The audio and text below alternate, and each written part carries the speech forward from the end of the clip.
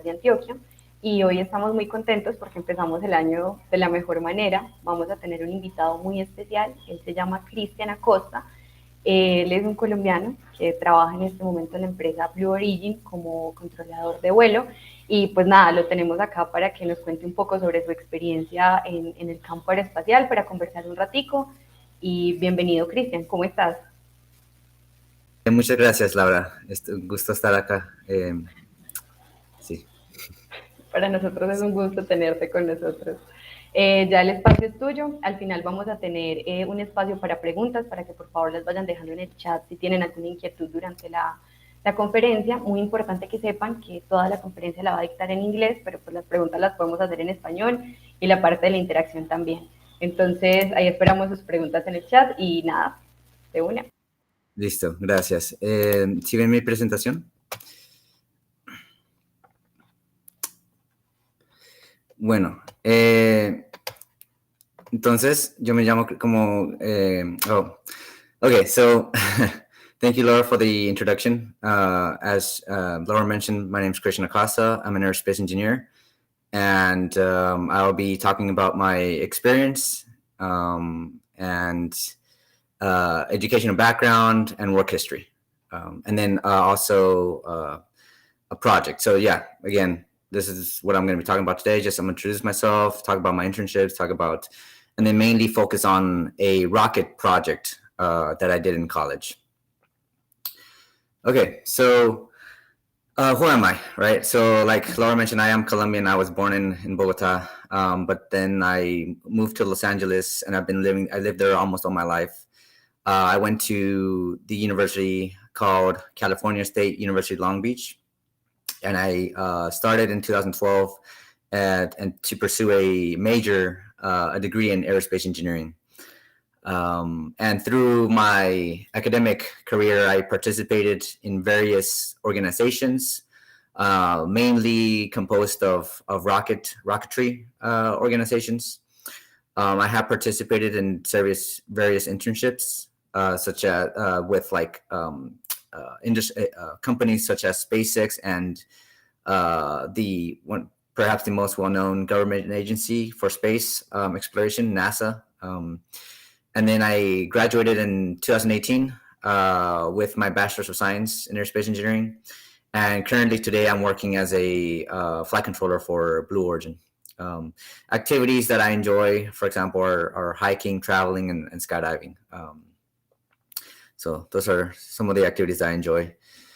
Okay, so yeah, just a brief overview of my internship experience. So my first internship experience was with my university, and it was basically I was tasked with designing, developing, and constructing and operating a propulsion system for a low-cost, lightweight rocket. As you can see the picture on the right, that's the rocket, the first rocket I ever worked on in my life, and that's the laboratory of my university. And these rockets are very special and very unique in that most universities, they don't focus on liquid fueled rockets, they focus on solid fuel rockets. And so that's something very unique about my university, was that they focused on liquid fuel rockets. And that's been my expertise. That's my area of expertise, is liquid fuel rockets. My next internship was with NASA at the Marshall Space Flight Center in Huntsville, Alabama. And that was a structures internship. So I helped design a forward skirt for the upper stage of the Space Launch System, which was the newest rocket that NASA is currently working to create, manufacture, and eventually fly astronauts to deep space destinations. So it was a lot of CAD modeling. So that's basically what my internship was, just involved a lot of CAD modeling. And you can see on the right side, the picture, I had a little presentation to explain what the project was all about. But it was a lot of structures and CAD modeling, and those were the things that I mainly dealt with in that internship. Next up is my internship with SpaceX. So with SpaceX, it was a much more challenging internship. I did two types of work. I did design work and I did test work. So with the design, I helped, for example, design some small instrumentation casings, so like sensor casings with like CAD modeling, and then also performing some structural analysis and modal analysis, and also a little bit of design work, using GD&T, which stands for geometric dimensioning and tolerancing. So just like 2D drawings. So I got experience with that.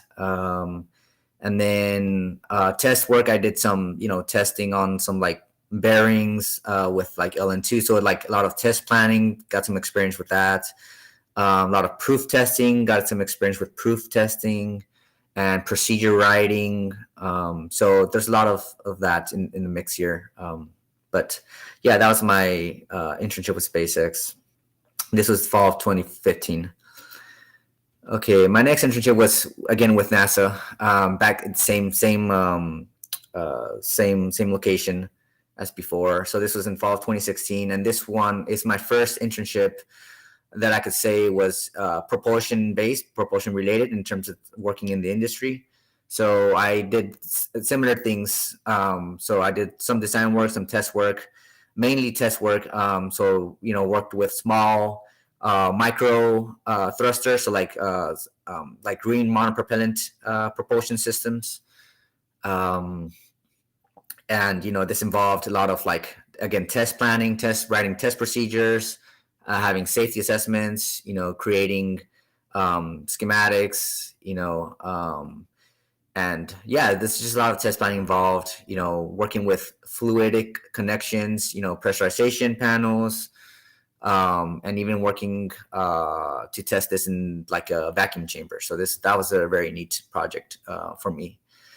And this is all done in the effort of having using this technology for CubeSat propulsion, because CubeSats are small, and most of them don't have propulsion systems on board. But this was like the effort to help eventually get us to having propulsion systems for small satellites, for CubeSats. So that's the idea behind this project.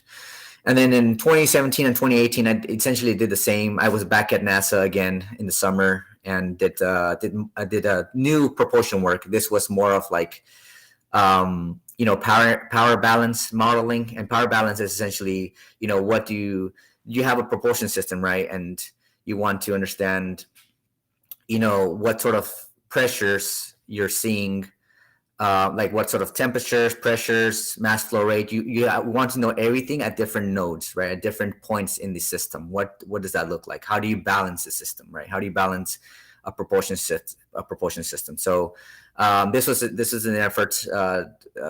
This is mainly done in for eventually producing a workable power balance model for like a future propulsion system, like going back to the moon, like a lunar lander propulsion system. So this was like the motivation behind this project, is just to help produce that power balance model, that's initial design and conceptual design for a lunar lander propulsion system for the future. So, and then on the right you see some just graphs and some schematics of what that project was all about. And it was basically the same project twice. I did in 2017 and 2018. Okay, so I'm going to talk a little bit about now the project I'm so proud of that I did in college, and the organization I was a part of was called Beach Launch Team. And the goal here was to produce a rocket to become the first university team to launch this rocket above the von Karman line. And the von Karman line is basically what most governments in the world recognize as the boundary between the Earth's atmosphere and space. So that's what we defined as, if you go above 100, we consider you to have gone to space, right? If you're underneath 100 kilometers, you're not in space yet.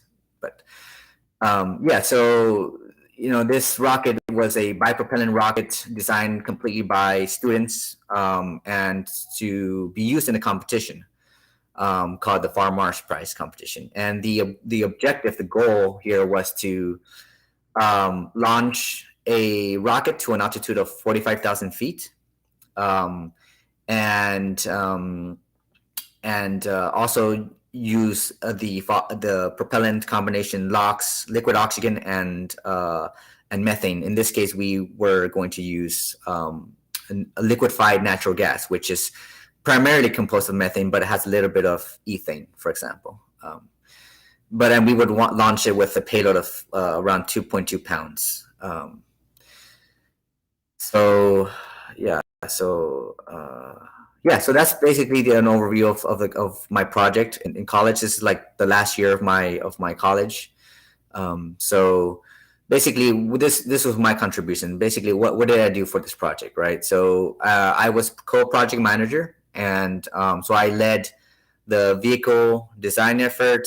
I directed the team, with multiple action items. I led a lot of most of the meetings, acting as like a test director for like our tests, and had to deal with a lot of like the logistics for like buying equipment, transportation logistics, and safety equipment, and then also was like one of the main spokespersons for like conferences and meetings and outreach events. And then the thing I'm mainly proud of, and my area of emphasis is propulsion, and specifically engine design. So I led basically the preliminary and detailed design of the engine, of the Beech 1 engine. I did all the hand calculations, the CAD I did most of the hand calculations, the CAD modeling, and I was inspired from previous heritage of previous design heritage for helping me do that. So I was also responsible for the manufacturing of all the engine components, directed all the water flow, injector water flow tests, and also the engine static fire tests as well. But yeah, so that's basically my contribution for that project of mine. This is just some statistics. I like to, talk a little bit about what my engine looked like. So again, this is a bipropellant rocket engine. So it used LOX methane. So just back up. So on the left, on the middle table, you see like the ideal vehicle statistics. So you see the vehicle statistics, and then on the right side you see the engine statistics. So yeah, so on the left table, yeah, it's just a LOX methane rocket, with a dry mass 90 pounds, mass 125 pounds. You can figure out the propellant mass from that.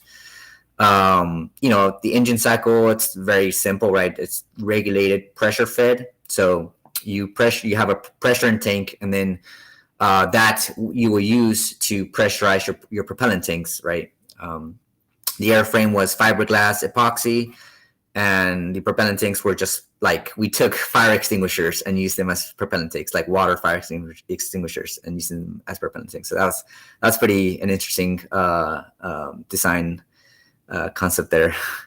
Yeah, and then on the right table, yeah, you see like what the ideal engine statistics are. So you see that we designed an engine to have a thrust of 650 pound force with a chamber pressure of 300 psi, pounds per square inch.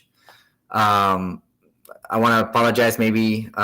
So these units are, of course, English units and really not used anywhere else outside of the United States. But this is what I used, of course. So OF means oxidizer to fuel ratio. So that's 3.1 mixture. There's a lot of other statistics that it's for you to understand. I think it's if you read about rocket engine and propulsion, it might make more sense. I think the most important thing to note, one of the most important engine performance parameters is called ISP, right? Specific impulse. That is measured in units of seconds. So you can see here that my engine had a specific impulse of 282 seconds. That's not bad for the size of engine that it is and for the propellant it's using. but it's also not great, right? The higher the number, the better, the more efficient the engine is, and the lower, the less efficient the engine is. Yeah, and then I just talk a little bit about the injector, what type it is, the cooling method. It's it's an ablative engine, so when you fire the engine, the walls of the chamber will slowly erode, and that's what helps with the cooling of the engine. And then this engine was supposed to burn for 14 seconds. And the last is just the expansion ratio. So it's just the ratio between the exit area of the nozzle and the throat area of the nozzle. So that's what that 5.3 is. And then on the left side, you can see like the engine static fire test that we did with my engine. And then on the bottom photo, you see like the rocket and just the airframe of the rocket. This is just like some schematics here. So this is essentially like what I helped come up with in terms of the propulsion system. So you can see in yellow on the left image, you see in yellow, there's a so that's essentially the pressurization, the pressuring system. So we used helium. We wanted to use helium for the pressuring system. And in blue you see that's the LOX volume. So there you have liquid oxygen, and you can see the liquid oxygen tank, and those little circles with like X's, those are valves. And so you have like your main valves that will control the flow to the engine, right? And then on the right side, that's what's in red is just the fuel system. So we used liquefied natural gas for the fuel. And again, same concept. You have some valves. Most of these symbols that you're seeing, they're valves, for to regulate the pressures inside the tanks, to be able to vent, to be able to drain, to be able to fill, the volumes, these tanks with propellant, and to fill the pressure tank with helium, right? What's up top in yellow. On the right side, you see CAD images of the rocket, and you can see what it looks like inside. So above the black tank up top, that's essentially your pressure tank. So that contains all the helium, right? Right below that, you have a regulator, and that regulates the pressure into both propellant tanks. You can see the LOX tank is above the fuel tank. And so with the pressure, you need to be able to pressurize your propellant tanks to much higher pressures than your chamber pressure. Your chamber pressure is in the engine, right? And your chamber pressure is one of the most important parameters for a rocket engine, right? And so you want to be able to meet your designed chamber pressure. And the way to meet that is by pressurizing your propellant tanks to much higher pressures than you would want to see in your chamber pressure, right? Because you're always going to have losses as you start flowing liquid into your engine. You're going to have a lot of frictional losses through your plumbing, right? So and then of course, to maintain your pressures in your tanks, you need to have another source of pressurization, right? Which is the helium, right, at the tank up top. So that's what that did. Okay, so that's just wanted to explain all that. This is just an Excel sheet that I created to understand the flight profile, to like understand what it was going to look like with different, weights, with different thrust levels, with different, different parameters for the rocket flight. So this is just shows the rocket flight. And like I talk about, I broke it up into, time increments, right? So like after this time, we'll be at this weight with this propellant remaining at this altitude using this gravity, because gravity changes, of course, as you increase in altitude. I talk about, okay, how does thrust change? How does my efficiency change? How does, the X and Y position of the rocket in flight, how does that change, and how do the ambient pressures change? So I basically have a very detailed Excel sheet to help map out the rocket trajectory. So that's what this is showing. So this shows the engine. This is what I really am proud of, and you can see on the right side basically a cross-sectional view of the engine. So you have different aluminum plates up top, and these essentially are creating manifolds or cavities for which the propellants will enter, and they will flow through the injector. The injector is what mixes it. The injector is very important, a very important part of a rocket engine, and it's what mixes and breaks up into small droplets the mixture of propellant, right? So you can combust them. You can easily combust them and turn that liquid into gas, and that gas will generate pressure in your combustion chamber, right? And it will also generate heat, right? Because at the end of the day, the idea of a rocket engine is to take chemical energy and convert it to kinetic energy, right? That's what you need to get a rocket to lift off and get it going at very high velocities, right? So you need to generate that somehow. And so the main job of the injector is to be able to create that pressure energy and that thermal energy in your combustion chamber, and then the rest of it is the nozzle, and that nozzle is what takes that pressure, temperature energy and converts it to kinetic energy, into high velocity gas, right? And then I show, just this main components, right? So you have the combustion chamber, the nozzle, the injector, some plates, and then the igniter on the left side, which is like the brown thing. That's like the ignition. This is what lights the combustion. This is what it ignites the engine. This is just some images of the parts of the engine that we made. So you have all the aluminum parts here. This is like the mold. This is what we used to create our chamber. So we wrapped this silica phenolic around this mold, and then we cured it. We used like this resin, and we cured it, and it became it hardened, right? So it was like soft fabric initially, and then with the resin, and you put it in an oven, you have a vacuum sucking it. You're able to harden this and make it a very strong part. And so this is just the rest of it's just showing like all these components being manufactured. And then on the most bottom right image is you can see me assembling the engine right before we were gonna test it at the desert. This is a very cool image I like showing. It's essentially showing the water flow test that we did on the injector. So you need to be able to characterize your injector by running. One good way to do that is to flow water through the injector, and this allows you to get good estimates on like what efficiencies of the holes, because the injector are made up of very small orifices or holes, and those holes aren't perfect. They're not going to give you ideal like areas, so you need to be able to characterize that through your flow, through measuring the flow rate through that, and you can get what your actual flow rates are going to be with measuring, with doing a water flow test. So that's essentially what you're seeing there. I think I had a video to show, but I don't see here. Oh, okay. So the video. So this is we're gonna see. Oh, sorry.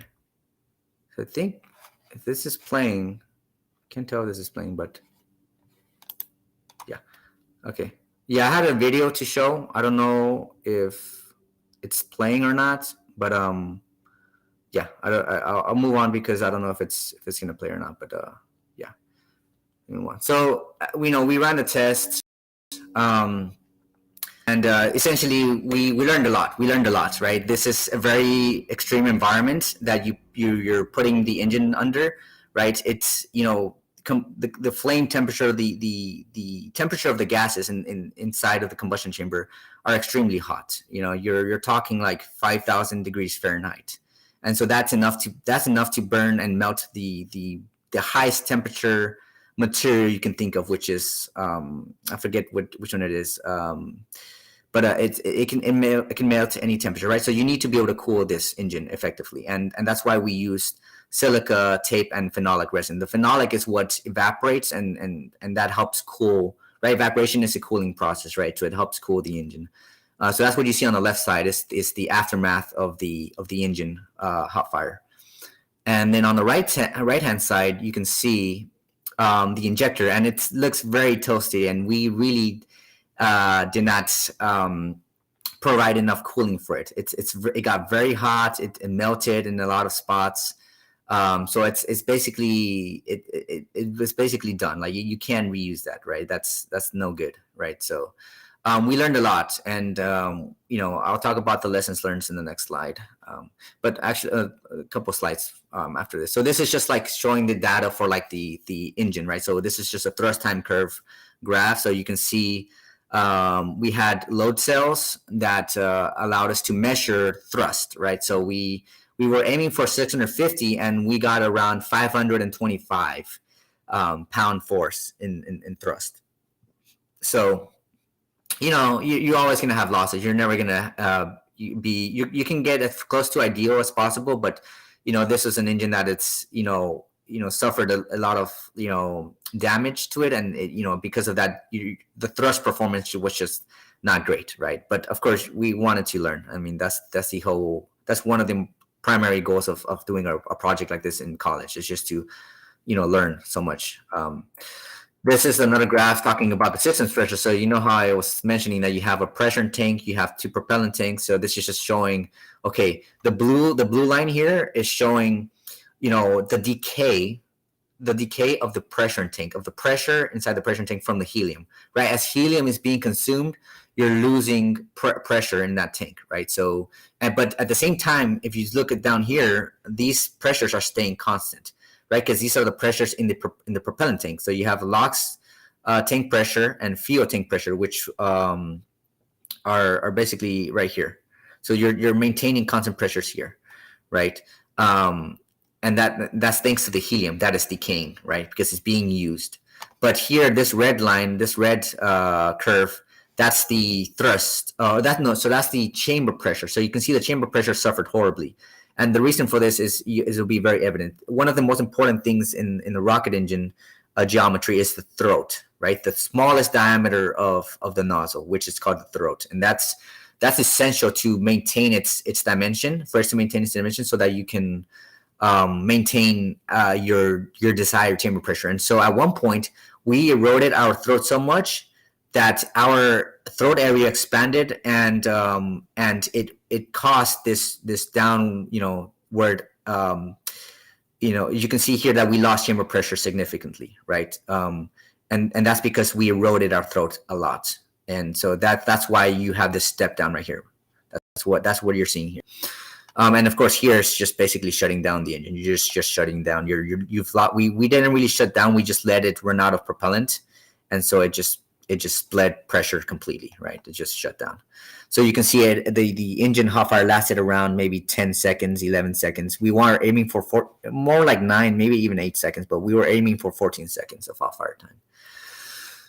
So again, this is just more detailed on the engine performance. So on the center column, you can see like the ideal theoretical engine performance parameters, that what I designed the engine for, and on the right side, you can see the actual static fire performance. So you can see we had a lot of differences, right? Like the thrust was designed for 650, but we got 525. So we had a lot of stuff. Total impulse is based on the burn time times the thrust. So we were aiming for this total impulse, but we got 4,200 pound force seconds impulse. I forgot I left out these seconds there. Chamber pressure, we designed the engine for 300 psi, but look, it was bad. The average was 154 psi, so it's not great.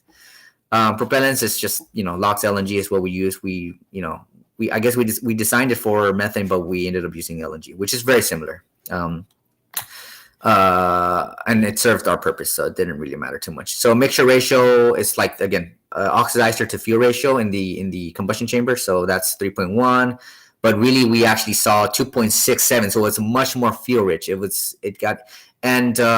Mainly because we had like a fuel leak through the injector, so we were not combusting a lot of this fuel. So we had some effective cooling on one side of the engine, but not on the rest, right? So this is probably what happened. We got down to like 1.55, mixture ratio because of this fuel leak, and this is from the injector melting because it got so hot and it didn't have adequate cooling.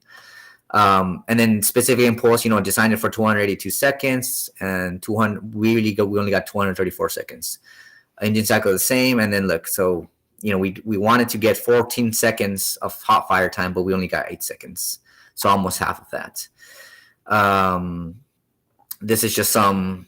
So yeah, here I just talk about like the design changes we did after. So we learned a lot. So we after this we designed a new rocket engine, and we learned from this first test, and we said we wanted to increase the chamber length, we wanted to increase the number of cooling orifices, we wanted to do so much conservatism in the new design so we can have our engine last longer, because that's the whole point. If we want this rocket to fly to very high altitudes, you need the engine to last long. You can't lose that engine performance, you can't lose that thrust, right?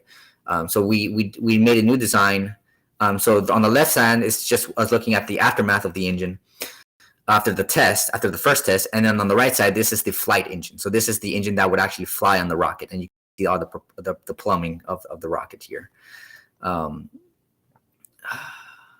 So this is just talking a little bit about like the problems we had with the entire rocket design. So in terms of manufacturing, we had some issues with the engine initially. We were trying to because it's very hard to make an injector, right? It's very hard because you have all these small orifices that have to be drilled at different angles and such, and so it's very difficult to do that. The design of the skin was also, we were debating between different airframe designs, like segmented skin, like in different pieces, or one long piece. You have to make trade-offs for this. One time for the first attempted test of the hot fire, we made a mistake, and this was all procedural mistake. We left a valve open, and because of that valve, we weren't able to pressurize the rocket, and we had to we couldn't test that day. And so it's important to also make your procedures as best as possible, to think about everything and make sure your procedures are super important, extremely important. You have to get those right, and you have to think of everything you can to make sure that you don't you can operate your rocket engine effectively, right? So these are just some takeaways. I already explained this before, just talking about like the new design for the engine, for the rocket, just making the engine much more, just designing the new engine much more conservatively to allow us to have longer engine burn time. And then I have these are just some pictures of the team. So again, I was the engine lead and co-project manager. So on the left side, you can see this was after we did the hot fire, and then on the right side, this is us doing the hot fire. So you can see the plume on the right side.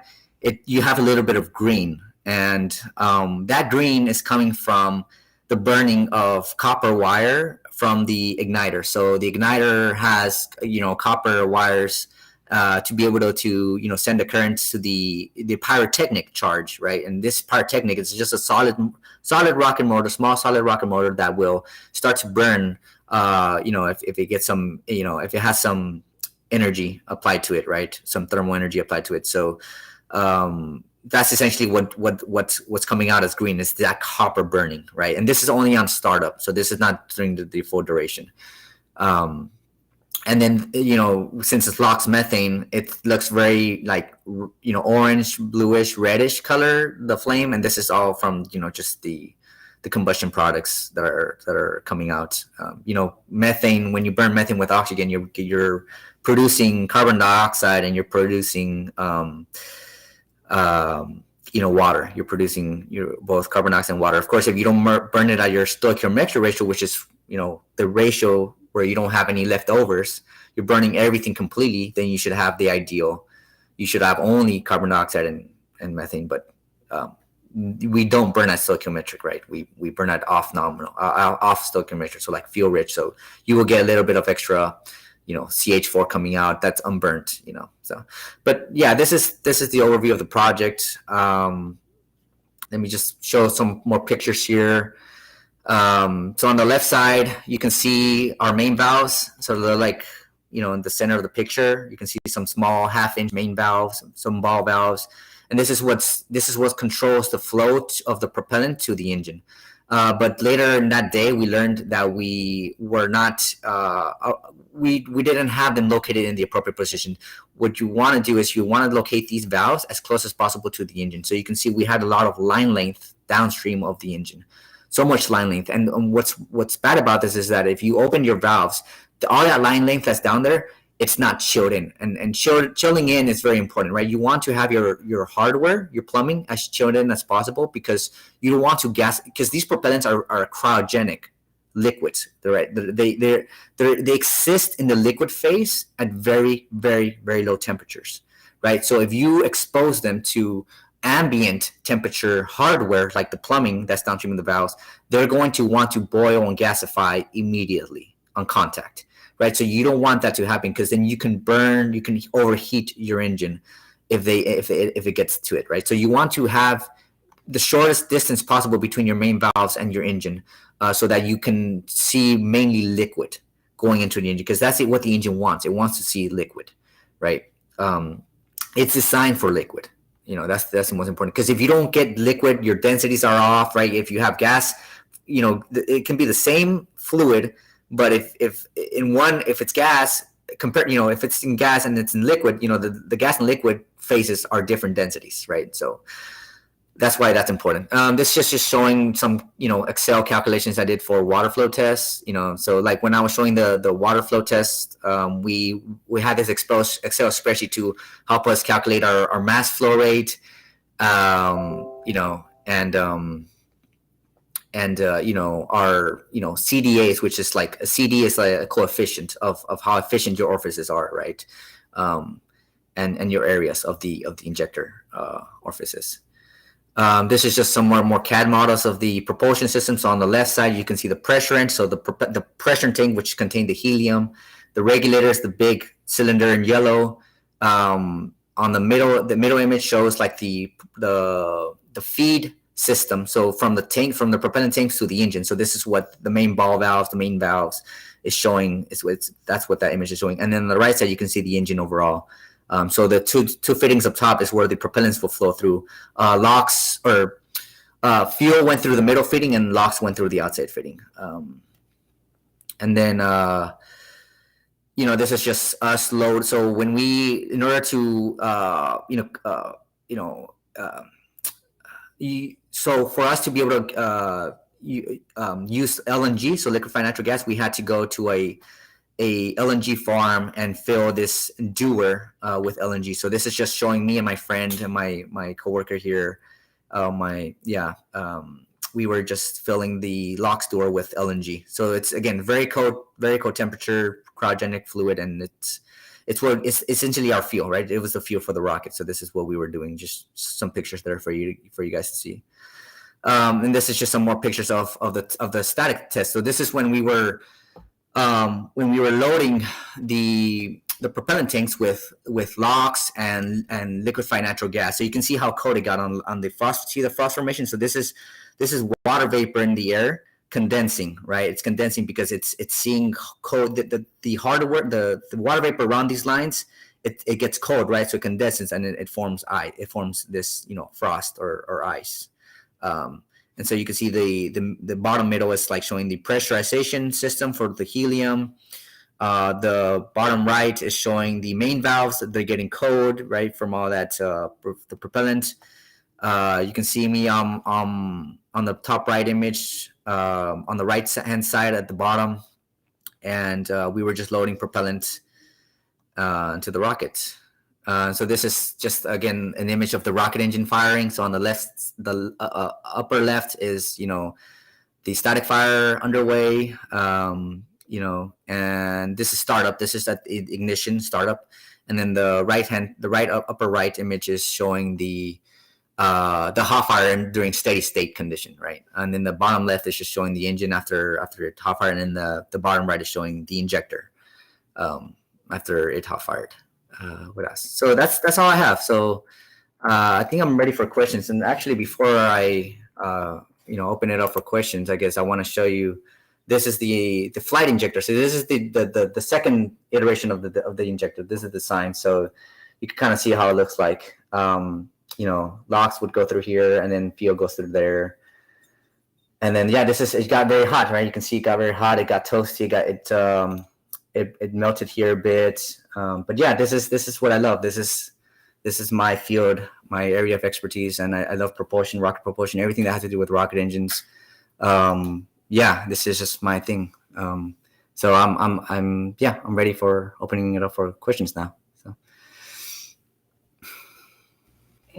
Bueno, muchísimas gracias, Cristian. Eso estuvo hermoso. Yo creo que todos estábamos aquí como todos emocionados viendo lo que nos estabas contando, sobre todo porque pues nuestra aspiración es poder llegar algún día a hacer lo que ustedes hicieron. Ojalá, ¿cierto? Y pues Sí. como todo el tema. Tenemos varias preguntas en el chat, todas están en inglés, entonces pues mi inglés no es muy bueno que digamos en términos de pronunciación y eso, pero pues podemos tratar a ver qué pasa. Listo. Hay una relacionada con el tema de las pasantías. Nos pregunta Sebastián Zapata si de pronto conoces algún tipo de oportunidades para pasantías de estudiantes forasteros en los Estados Unidos.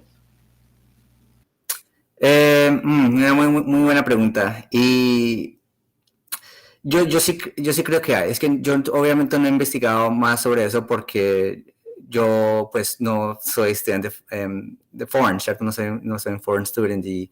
Pero yo sí he visto que han habido varios estudiantes de otros países que han tenido pasantías con la NASA. Sí, entonces yo estoy seguro que sí hay esas oportunidades. Estoy seguro de eso. Pero no puedo decir más, es que no tengo más conocimiento de eso. No te preocupes. Bueno, ahora ya entrando más hacia la parte técnica, ¿cierto? Yo creo que ya el resto de las preguntas son relacionadas con eso. Juan José nos pregunta por acá, ¿qué tipo de CAD utilizan ustedes para el desarrollo de los proyectos en NASA? Pues es posible hablar de eso. Sí, pues digamos que a la NASA le gusta mucho usar el Creo Parametric. No sé si han escuchado eso, pero a ellos les gustan usar mucho el Creo. En realidad yo solamente tengo experiencia con la NASA de ese CAD, solamente Creo. No he visto que hayan tenido otro software de CAD para eso, pero Creo es lo que usan ellos, de mi experiencia. Sí. Súper chévere. Sebastián Zapata también nos pregunta por acá, ¿cómo fue el proceso de testear las geometrías para los inyectores del Beach One? ¿O qué tipo de test hicieron relacionado a eso? Espero a ver y entiendo bien la pregunta. Ok. No, entonces nosotros no probamos diferentes geometrías del inyector. Yo desde el principio o sea, yo decidí en un tipo de inyector porque yo me inspiré mucho por lo que ya había hecho estudiantes en el pasado y era más fácil para mí a continuar con lo mismo, porque una cosa que yo aprendí mucho de hacer un proyecto así en la universidad es que uno no debe perder tiempo tratando de ser muy, como, digamos, very novel, like have a very novel design. I think you should keep it simple, because the important thing about doing these projects in school and in college is to learn, right? I was very ambitious, and at some points, and I sometimes I was like, well, should I do a very complex design because it's going to give me very high performance? But it becomes very difficult, and you shouldn't focus on that. I think you should focus on creating, on just doing, like, almost copying, but doing your own, like, sizing calculations, analysis, but not going too crazy with different, like, you take inspiration from what's already been done, right? Take inspiration from what's already been done. I think that helped me a lot. Like, I didn't want to go through so many different injector designs, because that takes up so much time. If you want to get a project done in college within a year, you need to be quick, right? And part of it is, if you start to do too many trades, you will be a bit slow and you will run out of time, right? So that's something I have. That's my advice for like, in terms of injector design. I would keep it simple and take inspiration from what's already been done. And then the second part of the question is, what kind of tests were made? So yeah, we didn't have too much time, so we had to keep it very simple again. We did a water flow injector test to characterize the orifices, the injector orifices, and that gave us our mass flow rates, and that would give us our mixture ratio.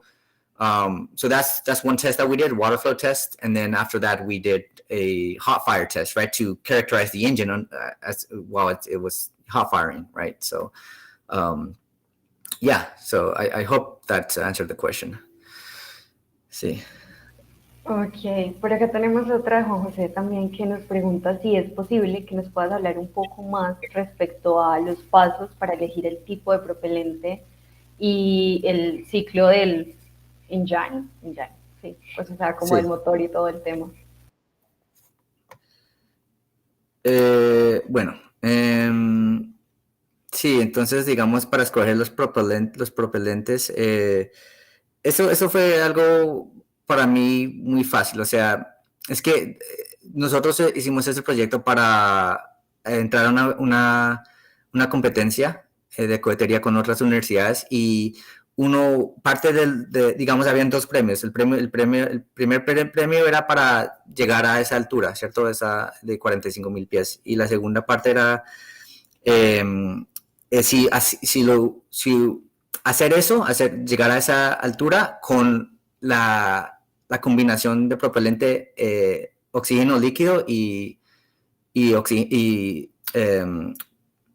metano, ¿cierto? Entonces, obviamente nosotros queríamos ir por los dos premios, entonces escogimos ese.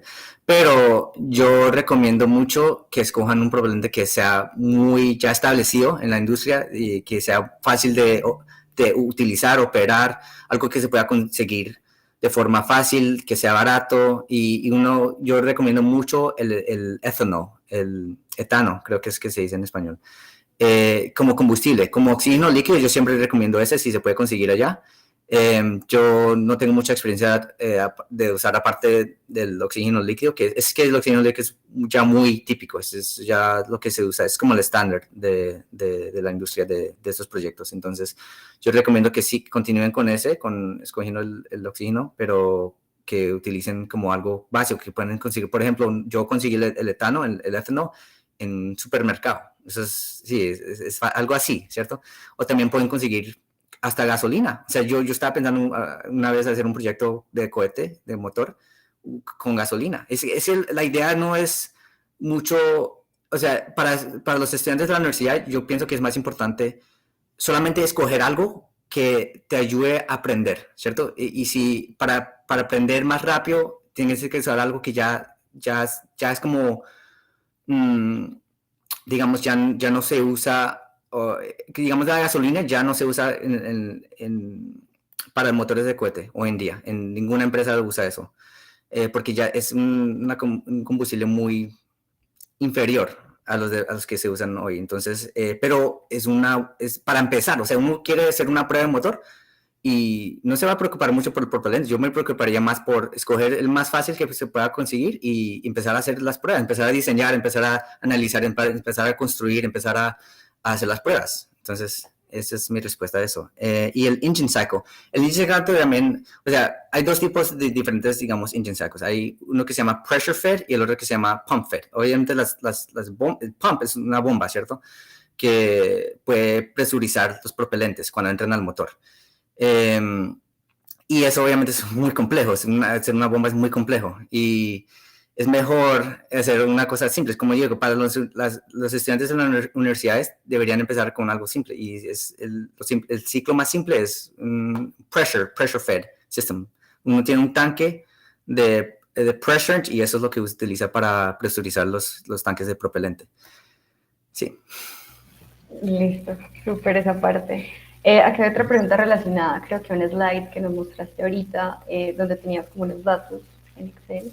Entonces, Juan José pregunta que how a flight simulation in Excel is validated and accepted. I suppose it's a first step to validate. How a flight simulation in Excel is validated and accepted. So this is a very interesting question. I think I didn't really validate this, or accepted it. It was because again, we were university students and we were always doing our best to create the best sort of simulations of the flight trajectory to get an idea of what requirements do we, because you always to design a system, you always start with the requirements. What are the requirements? So our first requirement was, okay, we need to get to 45,000 feet. We need to use LOX methane. So those are our two most, and we need to carry a payload of 2.2 pounds to that altitude. So those are our three most important requirements. Okay, so now we back down. How do we get to that? Okay, how much propellant do we need? How much delta V, change in velocity, do we need? What does a thrust need to look like, right? What are our thrust rates? So I use those requirements to create my Excel spreadsheet, to input and put them in my Excel spreadsheet. And then I was able to run, a quick, goal seek. There's like a function in Excel called goal seek, and it allows you to solve for something. If I want to solve for altitude, okay, what if with this rocket can I get to that altitude with the weight, with the mass, with the diameter, because you have to take into account the aerodynamics of the airframe, the frictional losses. You have to take into account the gravity losses, the frictional losses, the steering losses. So with all that into consideration, that helped me formulate, okay, this is what my rocket needs to look like in terms of vehicle dimensions and mass. And I was like, okay, that's good enough. That's good enough because that's the best simulation we can have. So we didn't really validate it. We said, okay, this is good enough. And we accepted it that way. So I know that's of course not what's done in industry, but for university, for a college group, I think that was sufficient. So I hope that answered your question. Yeah. Súper también. Acá nos pregunta Juanjo, otra vez, muchas gracias por todas las preguntas, Juanjo. ¿Podrías hablar un poco más acerca del Civica Phenolic Nozzle y cómo escogieron este material? Otra muy buena pregunta. Es que yo mucho de lo que hice en la universidad, pues I drew inspiration from it. O sea, ya lo habían hecho antes, y del grupo que venía antes de mí, que ya se graduaron esos estudiantes, y ellos obviamente, es que eso es un material muy simple. Es que todo lo que nosotros hicimos era para hacer nuestras vidas lo más simple posible. Silica is, it's a very high temperature material. It's a very high temperature material, but alone it's mainly used to hold the resin in place. So the silica is the tape, right? It's a tape, and it's basically sand, so it can take a lot of heat, right? And but it's mainly used to create the structural portion of the nozzle, of the geometry, of the chamber geometry, right? But what's really doing the cooling process is the resin, so the phenolic resin, and that you impregnate that into the silica, and so when the engine fires, it heats and it evaporates. That resin evaporates, and that's what is providing the cooling for the engine. So that's just me taking inspiration and motivation from what was done previously, and to make my life simple, I wanted to just use. I want to be very conventional with my rocket because I want to just get to the test stand. So I need to be as simple as possible.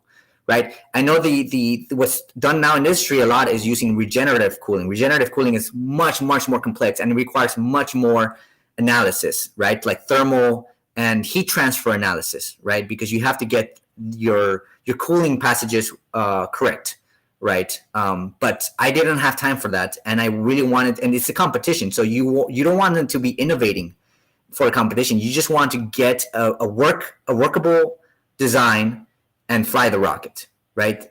So, and even just doing that alone, you're going to learn so much, because we as students, we are just trying to learn. We're trying to learn, right? And I don't think the best way to learn is if you try to design something very complicated and you never get to the test stand, right? So again, I hope that answered your question as well.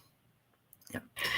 Ok, bueno, ya tenemos pues acá como otras dos preguntitas que nos faltan. Una es relacionada también a una de las preguntas que ya nos habían hecho sobre el proceso de selección del inyector, pero nos pregunta Sebas, ¿por qué no el Pinto Type? No sé si lo dije bien. Pinto injector, sí.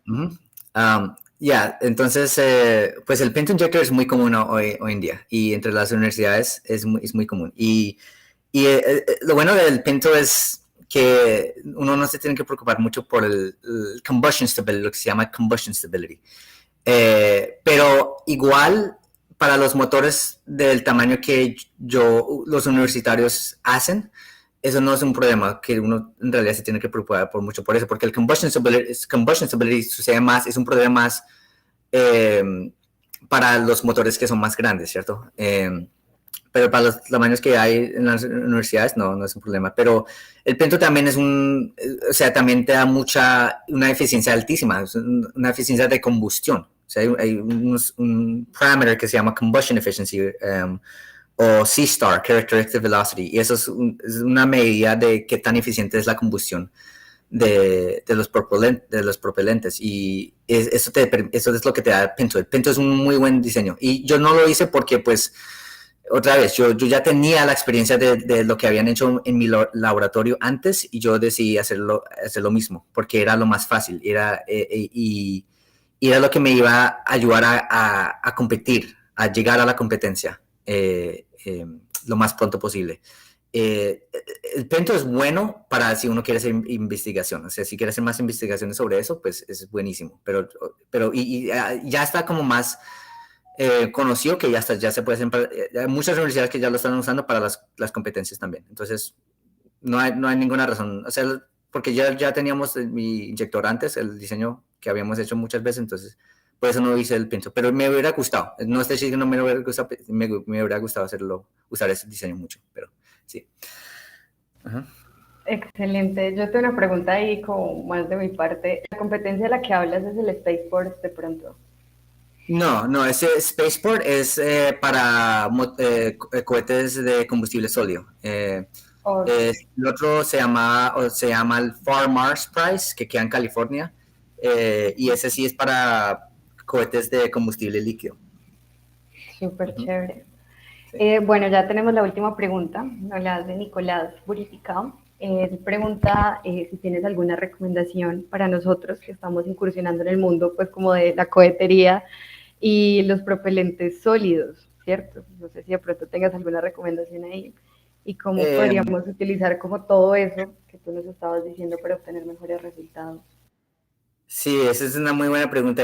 Desafortunadamente no tengo experiencia casi en nada de propelentes sólidos. O sea, todo mi enfoque siempre ha sido con propelentes líquidos, que es lo que más me gusta y me parece más chévere. Pero eso, los propelentes sólidos son, no, igual por muchas universidades empiezan por ahí.